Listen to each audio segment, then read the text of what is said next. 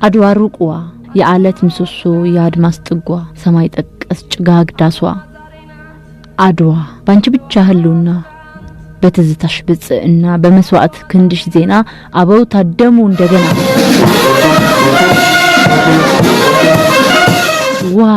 አድዋ ያንቺን ጽዋ ያንቺን አይጣል ማስቻል ያለው አባ መቻል በዳኛው ልብ ባባ መላው በገበየው ባባ ጎራው ባባ ነፍሶ ባባ ቃኘው በለው ብሎ በለው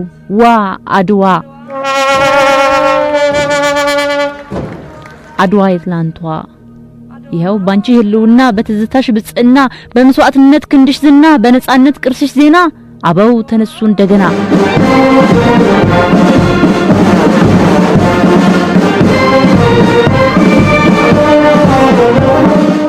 እነሱ ደማቸውን አፍስሰው አጥንታቸውን ከስክሰው እነሱ መስዋዕት በሆኑበት በዛች የ130 ቀን ጊዜ ኢትዮጵያችን ብቻ ሳይሆን መላው በኢምፔሪያሊስት ሲገዛ የነበረው ጭቁኑ ህዝብ የይቻላልን መንፈስና የፓን አፍሪካንን መንፈስ የፈጠረ ድል ነው። ይህ ድል በሌላው ዓለም ላይ አይታይም። በሌላው ዓለም ላይ በተደጋጋሚ የምናየው የነጻነት እንጂ የአሸናፊነት በዓል የላቸውም። እኩሌቶቹም ተማረኩ፣ ከብዙም ደግሞ እነሱ በሌላው ጥቁር ወገኖቻችን ላይ እነፈጸሙት ቢሆን ምሳሌ ሌላ ነው። ነገር ግን እኔ እምነቴ በእግዚአብሔር ነውና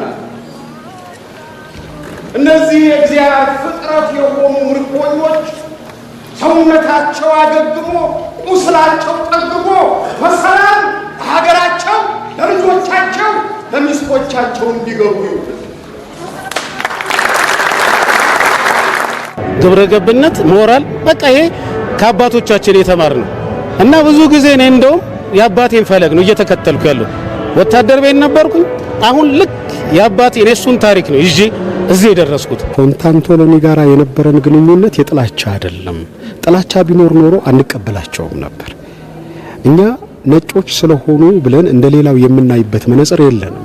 ምክንያቱም ለኛ ነጭነትና ጥቁርነት ከቀለም የዘለለ ትርጉም የለውም። የበላይነትና የበታችነትን የሚያሳይ ነገር አይደለም። ኮንታንቶሎኒን ተቀብለዋል፣ በመልካም ውል ፈጽመዋል።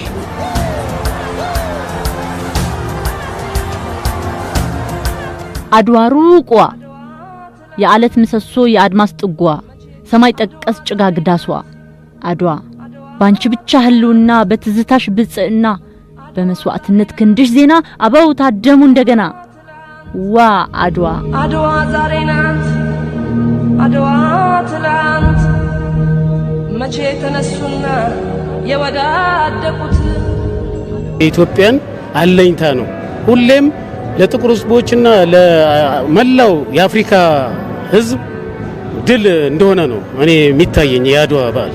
ወጣቱ ትውልድ አድዋ ላይ የተሰራውን የተንጸባረቀውን ገድል ታሪክ መናገር ብቻ ሳይሆን ታሪክ ሰሪም ሆነ ማለፍ መቻል አለብን ብለን እናስባለን። የአድዋ ድል የኢትዮጵያ ብሔራዊ ክብር ማህተም የኢትዮጵያ ህዝቦች የነጻነት ተጋድሎ ቀንዲል ነው። አድዋ ጀግኖች አባቶቻችን ጣሊያንን ያሸነፉበት በዓል ነው። እኔ አባቴ ነው ይሄን ታሪክ የነገረኝ። አድዋን እንግዲህ የማንነታችን መለያ ነጭ በብሪተኛ ስንወረር ዘር፣ ሃይማኖት፣ ብሔር፣ ጎሳ ሳይል ሁሉም ከዳር እስከ ዳር ተሞ በአገሩ ክብር የማይደራደረው የኢትዮጵያ ህዝብ ለአፍሪካ ኩራት የሆነው የፓን አፍሪካንም ጽንሰ ሀሳብ እንግዲህ በተለይ ደግሞ እኔም አንቺም ሌሎችም ኢትዮጵያኖች አንገታችንን ቀና አድርገን ደረቶቻችንን ነፍተን ለመሄድ ዛሬ ጥንት ኢትዮጵያኖች በ1888 በዱር በገደሉ ተዋድቀው ለዛሬው ክብር አብቅተውናል። ወጣቱ ትውልድ ላይ መሰራት አለበት።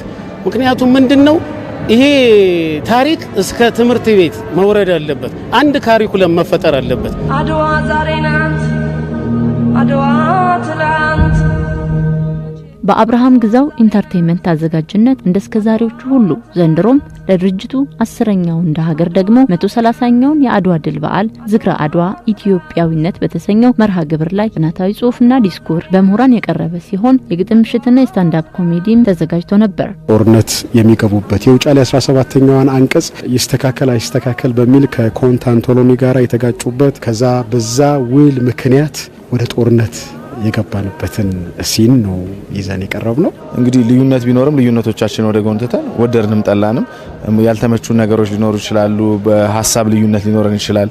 ኢትዮጵያ የምትባለውን ሀገር ግን ማስቀደም መቻል አለብን። የራሳችንን ጠጠርጥለን ኮንትሪቢዩት ማለፍ መቻል አለብን ብለን እናስባለን። ወደ አንድነታችን፣ ወደ ፍቅራችን፣ ወደ ድሮ ማንነታችን እንመለስ። ሰውነት የበለጠ ክብር አለ። ለመላ ኢትዮጵያኖች እንኳን ለ130ኛ ዓመት የአድዋ ድል በዓል በሰላም በጤና አደረሳችሁ።